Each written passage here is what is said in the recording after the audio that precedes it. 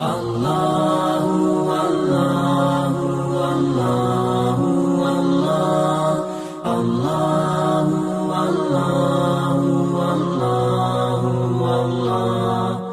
طور پر لفظ تفسیر اگرچہ سرکار کی زبان سے اس کا وجود ملتا ہے کہ من فسر القرآن برائیہ فقد کفر، جو آدمی ادلہ شریعہ سے ہٹ کر محض اپنی رائے سے تفسیر کرتا ہو یا اس قسم کفریات ہے، اس کو اس بات کا حق حاصل نہیں۔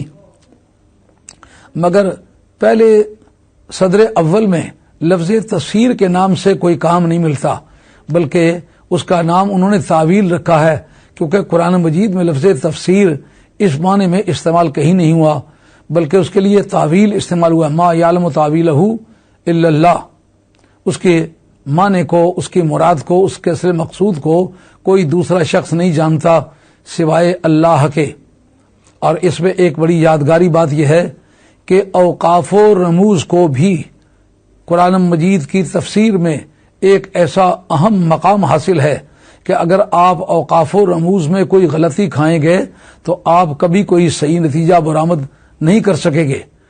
یہ آپ کے ہر زبان میں یہ بات ملے گی، جیسا آپ کہتے ہیں اٹھو، وقف کیا، مت بیٹھو، اس کا معنی اٹھنے کا حکم ہے، بیٹھنے کی ممانعت ہے۔ اگر آپ مت ادھر لگا دیں، اٹھو مت بیٹھو، تو اس کا مطلب یہ ہے اٹھنے کی ممانعت ہے، بیٹھنے کا حکم ہے۔ صرف وقف اور جگہ کیا، معنی اور ہو گئے۔ اسی طرح وما یعلم تعویلہ الا اللہ، اس کا تفسیر اور اس کا مراد و مقصود کوئی نہیں جانتا سوائے اللہ کے۔ اس جگہ امام نحاس نے، جن کا سن وفات غالباً 338 ہے، بہت مشہور نامی آدمی ہے، پورے قرآن مجید کے اعراب پر انہوں نے کام کیا ہے۔ ان کی تفسیر کا نام ہی اعراب القرآن ہے، فنی طور پر اس تفسیر کی بڑی حیثیت مانی جاتی ہے۔ اب اس کی مناسبت سے وہ کہتے ہیں اس جگہ وقف الا اللہ پر نہیں ہے، والراسخون فی العلم پر ہے۔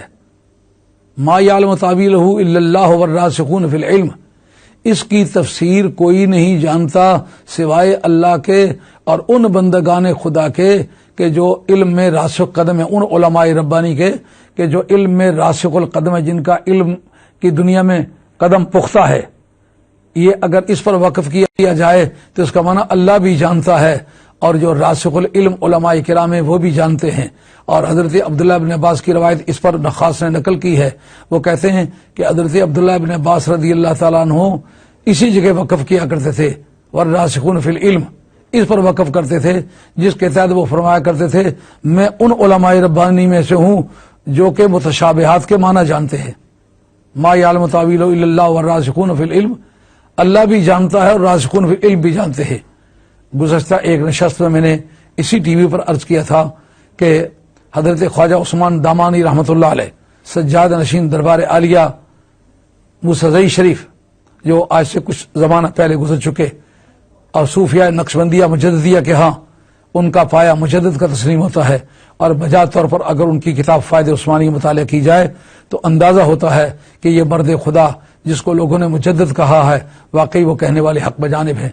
اس میں وہ کہتے ہیں میں ایک مرتبہ نبی پاک علیہ الصلوۃ والسلام کی بارگاہ میں حاضر ہوا، جب بھی کبھی حاضری دیا کرتا تھا تو کوئی فاضل قسم کا انعام مجھ پر ہوا کرتا تھا۔ اس دفعہ میں وہاں گیا لیکن کوئی فالتو قسم کی مہربانی نہ ہوئی، وہی نارمل ریٹ میں واپس آ گیا۔ یہ بات سرکار دو عالم علیہ السلام کی بارگاہ میں بطور استغاثہ کے پیش کی گئی، یا رسول اللہ میری مدد فرمائیں، یہ کیا وجہ ہے؟ اس دفعہ آپ کی بارگاہ سے کوئی فاضل قسم کا فیضان مجھ پر نہیں ہوا۔